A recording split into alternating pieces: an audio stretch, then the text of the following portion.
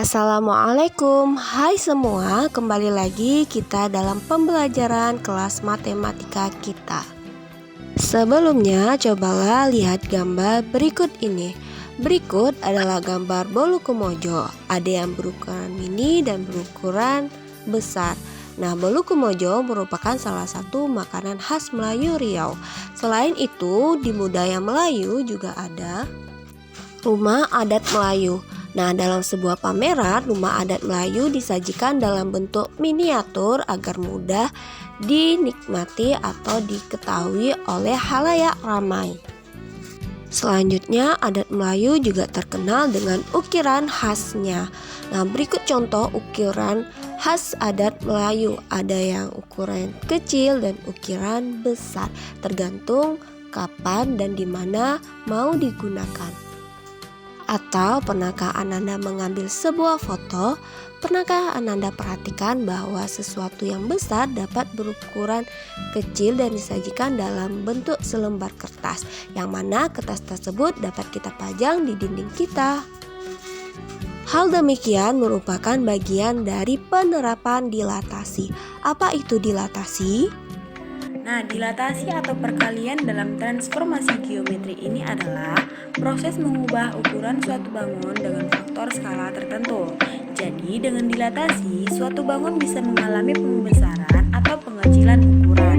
Ada faktor skala, yaitu ukuran pembesaran atau pengecilan dari bangun aslinya, dan juga pusat dilatasi. Oke, sekarang kita bahas pusat dilatasinya. Titik O atau 0,0 ya. Nah, cara melakukan dilatasi terhadap suatu titik X, Y dengan faktor skala K dan pusat 0,0 itu sangatlah mudah. Kita cukup mengkalikan faktor skalanya dengan absis dan ordinat titik yang akan dilatasi menjadi Kx, Ky. Nah, berikut penjelasannya. Misalnya, ada persegi panjang A, B, C, D. Nah, akan dilatasi dengan faktor skala 2 dan pusatnya 0,0. Nah, sekarang kita cari hasil dilatasinya dengan mengalihkan setiap titik sudut dengan faktor skalanya.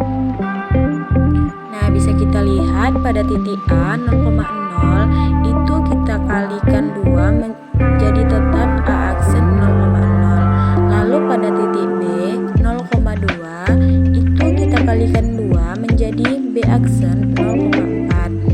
Untuk titik C 4,2 kita kalikan dengan faktor skala 2-nya sehingga menjadi C aksen 8,4.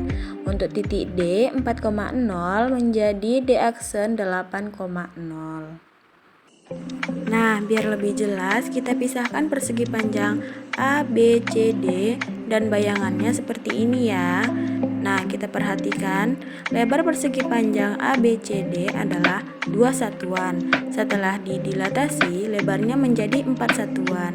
Begitu juga dengan panjangnya. Awalnya panjang bangun A, B, C, D ini adalah 4 satuan. Setelah dilakukan dilatasi, panjangnya menjadi 8 satuan. Nah, dari sini sudah terlihat jelas bukan hubungan antara ukuran sebelum dan setelah dilatasi dengan hasil perkalian titik dan faktor skalanya sama saja kan ya, yaitu 2 kalinya. Oke, sekarang kita masuk pada contoh ya.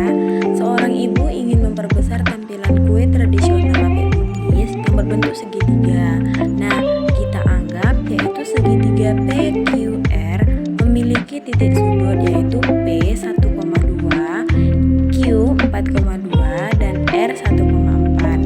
Nah, gambarlah hasil dilatasi dari segitiga PQR dengan pusat O 0,0 dan faktor skalanya negatif 2. Nah, sekarang mari kita jawab.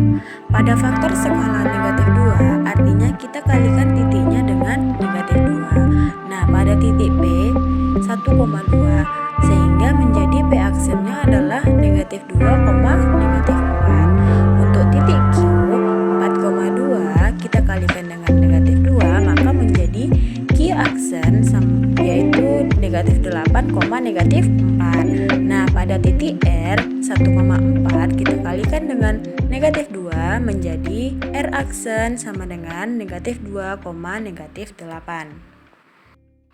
Selanjutnya ini ada segitiga K aksen, L aksen, dan M aksen, yang dimana segitiga ini adalah hasil dilatasi dari segitiga KLM dengan faktor skala tertentu dan pusat O 0,0.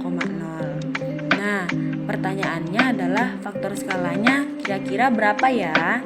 Tadi kan mencari hasil dilatasi dari titiknya itu dengan mengkalikan faktor skala dengan titiknya kan? Nah, sekarang coba kalian bisa nggak menghitung faktor skala dari dilatasi segitiga KLM ini? Ayo kerjakan di buku latihannya ya. Gimana? Mudah kan materi tentang dilatasi ini? Dengan